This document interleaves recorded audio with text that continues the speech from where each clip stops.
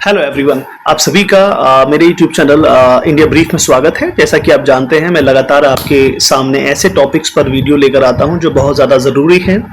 और ये जो टॉपिक्स हैं ये आप कह लीजिए जो कॉम्पिटिटिव एग्ज़ाम की तैयारी कर रहे हैं उनके लिए भी बहुत महत्वपूर्ण हो जाते हैं। और ये टॉपिक्स उनके लिए भी बहुत ज़्यादा इंपॉर्टेंट है जो जानना चाहते हैं, क्यूरियोसिटी जिनके अंदर है कि वो समझना चाहते हैं कि पूरी दुनिया में क्या चल रहा है और इंडिया में क्या चल रहा है। तो ऐसी एक न्यूज़ और हमारे सामने निकल कर आई है, वो है बगराम एयरबेस। तो आज हम अब बात करेंगे बगराम एयरबेस की, जहां पर हाल ही में ट्रंप या अमेरिका ने धमकी सीधे सीधे अफगानिस्तान को दी है कि ये बगराम एयरबेस हमारे हवाले कर दीजिए। उसकी तरफ से, उसके बिहाफ पे अफगानिस्तान की तरफ से भी एक शानदार प्रतिक्रिया आई है और उन्होंने साफ साफ कहा है कि 1 इंच और 1 गज जमीन का टुकड़ा भी तुम्हें नहीं ले जाने देंगे, यहां से आ जाओ। तो मतलब एशिया की राजनीति में एक बार फिर से नया मोड़ हमारे सामने आया है। तो अब इसी को लेकर हम चर्चा करेंगे कि एशिया के दिल में मौजूद बगराम एयर बेस, क्या अमेरिका यहां से वाकई नया शक्ति संघर्ष छेड़ रहा है या यह सिर्फ एक रणनीतिक दबाव की चाल है? यह हम समझने की कोशिश करेंगे और इसी के साथ जानने की कोशिश करेंगे कि जब बगराम एयर बेस है, इसका इतिहास क्या है, इसकी भू राजनीतिक वैल्यू क्या है, महत्व क्या है, और एशिया के जो देश हैं, जो खासकर जो इसके अगल बगल के देश हैं, वहां इसका क्या असर है, और आने वाले समय में भविष्य में कौन कौन से संभावित असर हैं जो यहाँ की तस्वीर बदल सकते हैं। यानी कि ये मैं कहूँ कि इस वीडियो में हम समझेंगे कि बगराम एयरबेस का भू राजनीतिक महत्व, अमेरिका की रणनीति और धमकियों के पीछे का असली कारण क्या है, और एशिया के देशों पर इसका संभावित असर क्या क्या हो सकता है। साथ ही जानेंगे आने वाले समय में किस तरह ये बदल सकता है शक्ति संतुलन। तो बने रहिए मेरे साथ, एक एक पॉइंट को हम अच्छे से डिस्कस करने जा रहे हैं। बगराम एयरबेस का निर्माण 1950 में सोवियत संघ की सहायता से हुआ था। यह काबुल के उत्तर में लगभग 50 किलोमीटर की दूरी पर स्थित है और 1979 से 1989 तक इस पर सोवियत का कब्जा था, यानी कि यूएसएसआर का कब्जा था। एक दौर ऐसा भी रहा जब अफगानिस्तान में सिविल वॉर स्टार्ट हुआ और इस सिविल वॉर 1989 से 2001 के बीच में था। तो इस दौर में ये एक बगराम एयरबेस विभिन्न प्रकार की जो हैं उनके हाथों में रहा। जैसे एग्जाम्पल तालिबान। सिविल वॉर के बाद कहानी में ट्विस्ट आता है। 2001 से 2021 तक ये अमेरिका के कब्जे में रहा। यहां से कहानी शुरू होती है और आप ये मान लीजिए कि करीब करीब बगराम एयरबेस अमेरिका के अंडर 20 सालों तक रहा है और लगभग सारे के सारे अमेरिकी राष्ट्रपति, चाहे जब जॉर्ज डब्ल्यू बुश हो, चाहे बराक ओबामा हो, डोनाल्ड ट्रंप हो, सभी ने बगराम एयरबेस का दौरा किया है। 2 जुलाई 2021 को जब अमेरिका ने बगराम एयरफील्ड खाली किया और अफगानिस्तान की सेना को सौंपा, इसके बाद तालिबान ने इस पर कब्जा कर लिया। कहानी यहीं से ट्विस्ट ले रही है कि हाल ही में जो ट्रंप की धमकी, ठीक है, अफगानिस्तान सरकार को या कह सकते हैं तालिबान को मिली है, उसके मायने क्या हैं। ट्रंप ने साफ कहा है कि हम बगराम एयरबेस को वापस लेने की कोशिश कर रहे हैं। ट्रंप ने साफ धमकी दी है, यदि अफगानिस्तान एयरबेस या बगराम एयरबेस को वापस नहीं देता है तो चीजें बहुत बुरी होने वाली हैं। अब जी हाँ, बगराम एयरबेस का भू राजनीतिक महत्व क्या है, क्यों अमेरिका पीछे पड़ा है? तो पहली बात तो ये कि बगराम एयरबेस सेंट्रल एशिया का हार्टलैंड है। Why I am saying that's a heartland, because ये सब एक ज्योग्राफिकल जो लोकेशंस है, जो इसकी स्थिति है, उसके बारे में इशारा कर रहा है। बगराम एयरबेस दक्षिण, मध्य और पश्चिमी एशिया के चौराहे पर एक अनूठी रणनीतिक स्थिति, मैं फिर से बता रहा हूँ, काबुल से लगभग 40 मील उत्तर में स्थित एक महत्वपूर्ण रणनीतिक लाभ प्रदान करता है। इसको आप कैसे समझेंगे? देखिए, सिंपल सी बात है, अभी पूरी दुनिया जो है बाइपोलर, यूनिपोलर की जगह बाइपोलर की तरफ जा रही है। अब ये सुपर पावर्स हैं। अब सुपर पावर्स में कंपटीशन बहुत ज्यादा हो रहा है। इन सुपर पावर्स में कंपटीशन में सबसे इंपॉर्टेंट है अमेरिका। तो अमेरिका का अप्रोच क्या है? बगराम अमेरिका के 2 दशक के अफगान युद्ध का मुख्य केंद्र था और अमेरिकी शक्ति का जितना भी वहाँ पर आप कह लीजिए जितनी भी ताकत थी, जो भी उन्होंने ठीक है एक्सपेरिमेंट किए, उसमें महत्वपूर्ण भूमिका ये निभाता था। जुलाई 2021 में बगराम एयरबेस का नियंत्रण छोड़ने के बाद से अमेरिका का मध्य एशिया में या उसके निकट कोई भी सैन्य उपस्थिति नहीं है। अब दूसरी सुपर पावर यह है कि चीन की रणनीति यहाँ पर क्या है। अमेरिकी राष्ट्रपति डोनाल्ड ट्रंप ने चीन की परमाणु सुविधाओं की निकटता का हवाला देते हुए बगराम एयरबेस को वापस पाने पर जोर दिया है। तो सवाल यही है भाई, अमेरिका यानी कि ट्रंप परेशान क्यों है? क्योंकि बगराम एयरबेस के पास से कुछ दूरी पर चीन के जो न्यूक्लियर डेटरेंट हैं या न्यूक्लियर वेपन्स हैं बहुत ज़्यादा नज़दीक हैं। इसीलिए अमेरिका कोशिश कर रहा है कि बगराम एयरबेस को वापस लिया जाए। क्योंकि जियोपॉलिटिक्स की बात हो रही है तो डेफिनेटली जो ग्लोबल इम्पैक्ट पर मतलब सिंपल सी बात है, जो इस पर्टिकुलर एरिया को कंट्रोल करेगा वो मध्य एशिया को भी कंट्रोल कर सकता है, वो बहुत बड़े एरिया को भी कंट्रोल कर सकता है। तो यहाँ पर जो सुपर पावर्स हैं उनमें होड़ लगी है कि कौन इसको हासिल करेगा। अब क्या है भाई, सिंपल सा फैक्ट ये भी है कि ये जो पर्टिकुलर एयरबेस है इसमें एक चीज कही जाती है कि क्षेत्रीय निगरानी और कंट्रोल। क्योंकि जब हम बगराम एयरबेस की बात करते हैं तो मल्टी डायरेक्शनल ठीक है जो निगरानी है वो यहाँ पर की जा सकती है।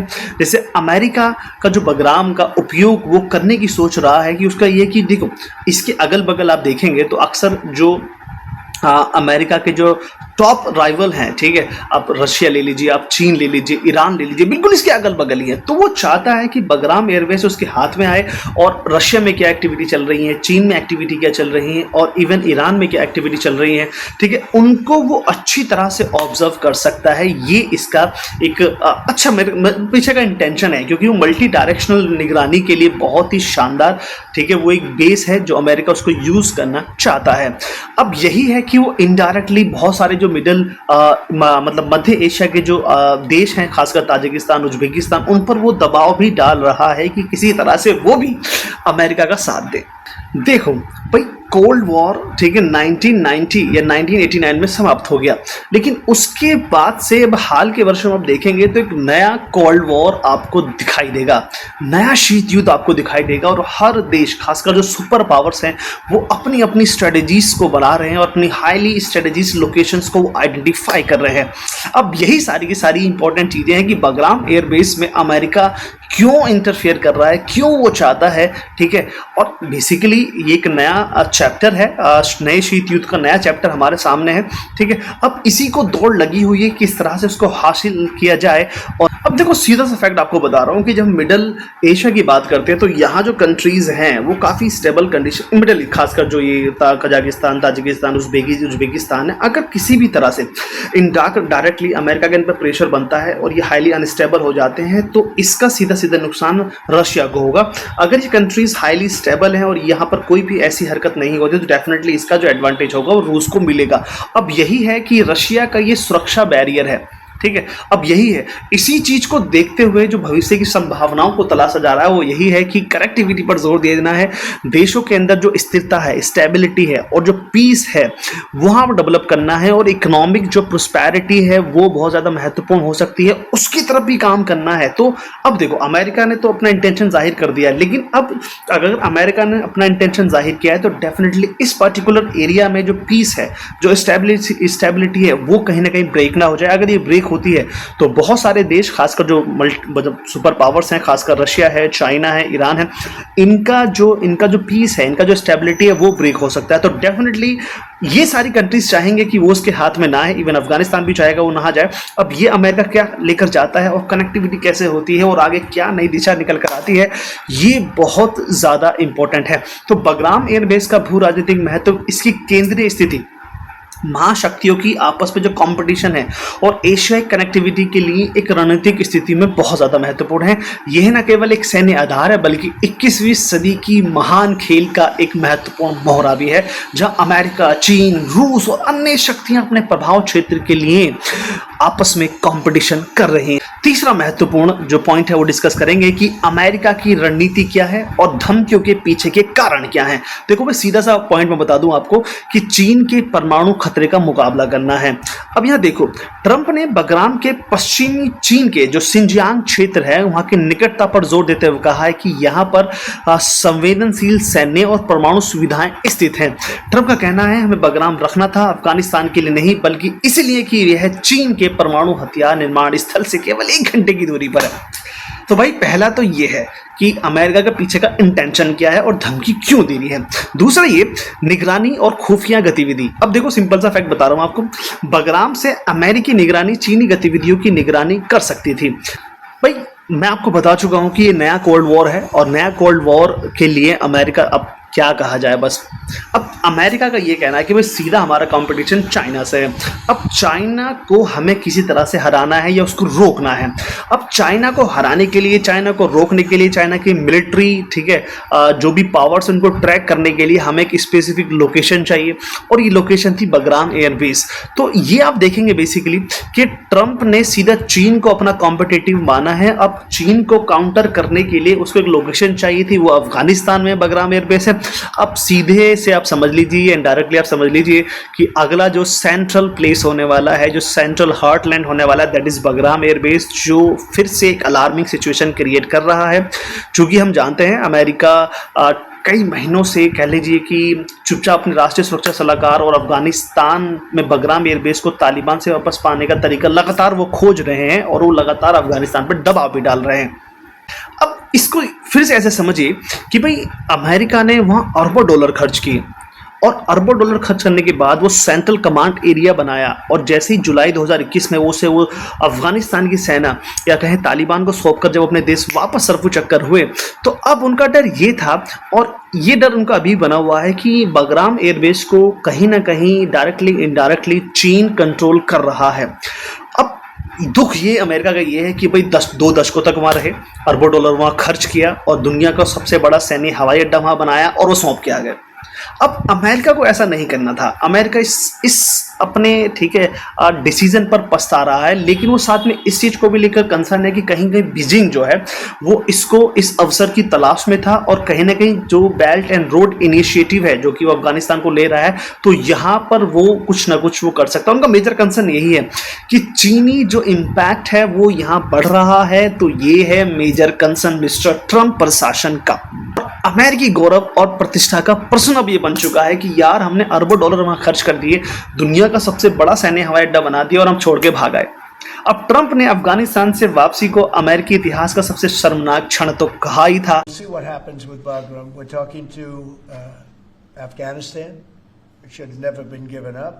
It was the most embarrassing day in the history of our country. There was no reason to give it up. I was leaving Afghanistan. I was leaving. I was the one that got it down to 5,000 soldiers, but we were going to keep Bagram, the air base. था, ठीक है, चूंकि हम जानते हैं कि अफगानिस्तान को grave yard of empires कहा जाता है। कोई भी ऐसी शक्ति दुनिया में नहीं है जो अफगानिस्तान को फतेह कर सकी हो। अब कहते हैं ना कि खिसियाई बिल्ली खंबा नोचे। अब वही है कि भाई पहले आपने अपनी गलती स्वीकार की और फिर अफगानिस्तान 20 साल ट्रिलियन डॉलर्स खर्च करने के बाद, बहुत तगड़ा नुकसान करने के बाद आप अफगानिस्तान से जाने के लिए अब बगराम एयरबेस को वापस पाने के लिए अफगानिस्तान की सरकार से अब लगातार बात कर रहे हैं और उन्हें डरा भी रहे हैं कि आने वाले समय में बहुत बुरी चीज़ें हो सकती हैं, इसके बहुत बुरे परिणाम हो सकते हैं, आप हमें ये दे दीजिए, अला बला अला बला। तो भाई सीधी सी बात है, अब एक बगराम एयरबेस एक रणनीतिक संपत्ति है, किसी भी विदेशी शक्ति द्वारा इसका उपयोग रीजनल जो एक इम्पोर्टेंस है, ठीक है, वो कहीं ना कहीं उसके अगेंस्ट जा सकता है। तो यही है सारी की सारी चीजें कि अमेरिका की बगराम एयरबेस वापसी की जो रणनीति थी, मुख्यतः चीन के जो राइजिंग है, चीन का जो राइजिंग है उसको रोकना है और अपनी ग्लोबल हेजेमनी को बनाए रखना है। 21वीं सदी की महान महाशक्तियां जो में कंपटीशन चल रहा है, ठीक है, उसमें वो लाभ हासिल करने के लिए बहुत उत्तेजित हो रहा है, बहुत ही ज्यादा एक्साइटेड हो रहा है कि वो किसी तरह से मेरे पास आ जाए और उन्हें जो सुपर पावर्स हैं, खासकर रशिया है, ईरान है, ठीक है, और चाइना है, ठीक है, भारत है, पाकिस्तान है और बहुत सारी जो सुपर पावर्स हैं, उनको किस तरह से वो कंट्रोल करे। यह केवल एक सैन्य आधार नहीं है बल्कि नई शीत युद्ध की साफ साफ एक झलक आपको नजर आएगी जो यहां से भी होती हुई आपको दिखाई दे रही है। अब सवाल आता है कि एशियाई देशों पर बगराम एयरबेस के क्या क्या पॉसिबल इंपैक्ट हो सकते हैं। देखो सबसे पहले मैं बताता हूं आपको भारत पर इसका प्रभाव क्या क्या पड़ सकता है। देखो पॉजिटिव इंपैक्ट ये है, अगर बगराम एयरबेस पर अमेरिका कंट्रोल कर लेता है तो डेफिनेटली जो पाकिस्तान प्रॉक्सी वॉर भारत के साथ करता है तो उसको ट्रैक करने में हमें काफ़ी मदद मिलेगी। और ये भी है कि अगर अमेरिका वापसी कर पाता है तो डेफिनेटली जो भारत और पाकिस्तान की सीमाओं के पास अमेरिकी सेनाओं की फिर से वापसी हो जाएगी। अब इसमें एक चीज़ भी है कि जो आप देखेंगे चीन और पाकिस्तान का जो एक्सिस है, ठीक है, अगर ये एक्सिस है जो काफ़ी स्ट्रॉन्ग नज़र आता है, तो अगर अमेरिका वापसी कर लेता है तो डेफिनेटली भारत और अमेरिका के बीच की जो एक एक्सिस है वो भी यहाँ पर आपको एक नई अपॉर्चुनिटी देती हुई नजर आएगी और इससे दक्षिण एशिया में जियोपॉलिटिक्स में भारत की स्थिति फिर से मजबूत होती हुई आपको नजर दिखेगी। अगर अमेरिका वापस लौटता है, ठीक है, जो कि असंभव है, तो चीन अमेरिकी प्रभाव को संतुलित करने के लिए रूस और ईरान के साथ सहयोग तेज कर देगा डेफिनेटली। और जो चाइना पाकिस्तान इकोनॉमिक कॉरिडोर है वो उसको तेज कर सकता है और अपनी पश्चिमी सीमा को सुरक्षित करने के लिए हर संभवतः प्रयास करेगा। अब बात करते हैं रूस पर, इस पर क्या क्या प्रभाव हो सकते हैं। देखो रूस का सिंपल सी बात है कि बगराम एयरफील्ड अमेरिकी सेना को रूस के यूराल और साइबेरिया के करीब लाकर खड़ा कर देगी। ये रूस चीन और, ठीक है, चीन और ईरान के साथ मिलकर अमेरिकी प्रभाव का मुकाबला कर सकता है और मध्य एशिया के देशों के साथ संबंध मजबूत करने की आवश्यकता, मतलब डेफिनेटली वो जोर देगा इस चीज पे। अब सवाल यह है कि अफगानिस्तान पर इसका प्रभाव क्या पड़ेगा। देखो डेफिनेटली भाई अफगानिस्तान के पास दुनिया का सबसे शानदार हार्टलैंड है जिसे बगराम एयरबेस हम कहते हैं। अगर बगराम एयरबेस तालिबान के पास है तो डेफिनेटली उस कंट्री की सॉवरेनिटी, उस कंट्री की रीजनल सिक्योरिटी और जो ग्लोबल पावर, ठीक है, वो उसको कंट्रोल करेगा और डेफिनेटली अपनी कंट्रीज की जो पावर्स हैं और ये ग्लोबल पावर्स हैं उसको एक नया शेप देने की वो कोशिश करेगा और डेफिनेटली वो उसको अच्छा खासा एडवांटेज उठा सकता है। भाई सीधी सी बात है कि बगराम एयरबेस का भविष्य एशिया की भू राजनीतिक संरचना को मौलिक रूप से प्रभावित तो कर ही सकता है। ये न केवल जो द्विपक्षीय संबंधों को बल्कि पूरे क्षेत्र में शक्ति संतुलन, आर्थिक सहयोग पैटर्न और सुरक्षा गठबंधनों को नया आकार भी दे सकता है। हर देश को अपनी रणनीति को नई वास्तविकता के अनुसार समायोजित करना ही होगा, ये एक फैक्ट है। हम बात करते हैं कि एशिया महाद्वीप में जो शक्ति संतुलन बदल रहा है इसको हम कैसे समझेंगे। देखो पहला पॉइंट ये है कि पूरी दुनिया यूनिपोलर से मल्टीपोलर की ओर मूव ऑन कर रही है ना। पहले मतलब होता ना अमेरिकन एम्पायर है भाई, दबदबा है अमेरिका एम्पायर का, अब ऐसा नहीं है। अब क्या है कि बहुत सारे मल्टीपोलर्स बन चुके हैं। अब यही है कि जो ग्लोबल पावर्स है उनके बीच में जो बैलेंस क्रिएट करना है। पहले था कि अमेरिका लीड कर रहा है, अमेरिकन एम्पायर है, पूरी दुनिया में अमेरिका की चलती है, जो वो कहते हो फाइनल है, लेकिन अब ऐसा नहीं है। रूस, चीन, ठीक है, बहुत सारी और पावर्स हैं जो हमें समझ में आता है कि अब अंतरराष्ट्रीय पॉलिटिक्स या ग्लोबल पॉलिटिक्स को एक नया शेप वो दे रही हैं और हाल ही के वर्षों में हमने ब्रिक्स और एससीओ में इस चीज को देखा था। कि हम महाशक्तियों की बात कर रहे हैं तो इसमें एक चीज भी और आपको याद रखनी पड़ेगी कि जो डिस्कस करेगी कि भारत की जो भूमिका बहुत ज्यादा बड़ी है। भारत आज कई भू राजनीतिक धाराओं के चौराहे पर खुद को पाता है, जिसमें एससीओ ले लीजिए, ब्रिक्स ले लीजिए, और इनमें हाईली जो एक्टिव पार्टिसिपेशन है वो आपको बहुत अच्छा हुआ नजर आएगा। और एससीओ एक क्षेत्रीय सुरक्षा मंच के रूप में शुरू हुआ था, लेकिन तब से ये एक ऐसे केंद्र के रूप में विकसित हुआ है जहां पर जियोपॉलिटिक्स, इकोनॉमिक्स और ऊर्जा का एक संगम आपको नजर आएगा। 2030 तक की अगर संभावनाओं को देखा जाए तो क्या समझ में आता है। देखो सीधी सी बात है, चीन एशिया में प्रभावशाली है, देयर इज नो डाउट, लेकिन वैश्विक स्तर पर अभी भी चुनौतियों का सामना वो करेगा। अमेरिका प्रभाव में कमी आ रही है, लेकिन गठबंधनों के माध्यम से उसको बैलेंस में ला सकता है।